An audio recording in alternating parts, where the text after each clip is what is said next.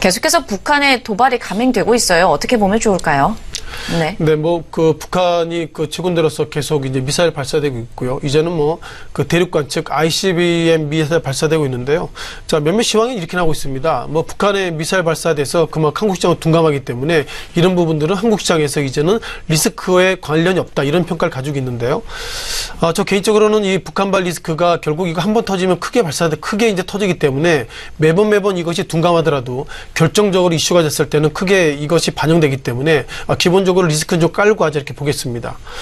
다만 코스피 시장이 오랑 하락함에 있어서 미국의 어떤 한국의 지정학적 리스크 이런 단어가 계속 시황의 글 속에 자주 보이지 않는다는 것은 기본적으로 이제 이번 북한발 리스크도 상당히 둔감해졌다 이렇게 보겠습니다. 자, 무엇보다 기본 팩트 이렇게 되고 있는데요. 자, 그동안 문재인 대통령, 즉, 사드 1개 포대가 6개 발사대가 있는데요. 현재, 두 개 발사대가 있죠. 그리고 나서 4개 발사대는 문재인 대통령 입장에서 보면, 연내 배치는 안 될 것이다 평가를 가지고 있습니다. 전제가 환경평가가 좋아진다면 결국 그 이후에 발사하겠다 이런 평가를 가지고 있는데요. 따라서 정부가 이번에 북한 미사일 발사 소식과 맞물려서 결국 조속한 배치를 하고 있다는 것은 문재인 대통령이 사드 배치와 관련돼서 지금보다 속도감 있게 사드 배치가 들어와 있다 이렇게 보겠습니다. 자, 전체적으로 이제 발사대 4기가 들어오는데요. 아직까지는 임시입니다.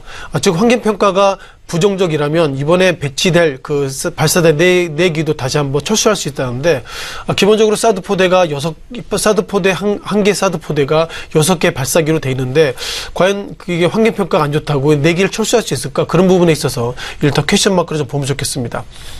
다만 정부가 일전에 베를린 어떤 코멘트가 있었죠. 베를린 구상을 통해서 북한과 손잡고 일단 좀 해보겠다. 그런 유화 제휴가 예상보다 이번에 북한의 미사일 발사로 관련돼 가지고 이제 북한은 마이웨이로 가겠다. 그런 부분들을 다시 한번 확인하는 것 같습니다.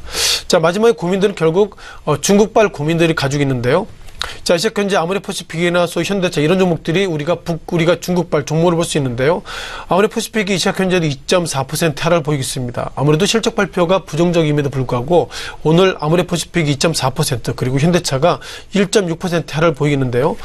자, 중국 당국 입장에서 보면 지난주 금요일 날 한국이 사드 4기 추가 배치 이후에 결국 여전히 사드 배치 반대한다 이런 코멘트가 있어서 제가 볼 때는 중국이 지금보다 더 부정적인 코멘트를 하고 있다면 북한이 동해상을 향해서 사드 ICBM 발사한 것 그리고 한국의 사드 4기 배치가 중요한 것이 아니라 중국발 이슈가 계속 커지고 있다면 어쩌면 한국은 중국발 리스크 속에서 지금보다 하락할 수 있는 어떤 이유가 많이 있다고 볼 수 있겠고요. 따라서 이제는 북한발 리스크가 중요한 것이 아니라 북한발 리스크를 중국이 어떻게 바라보는지 그것이 상당히 중요할 것 같은데요.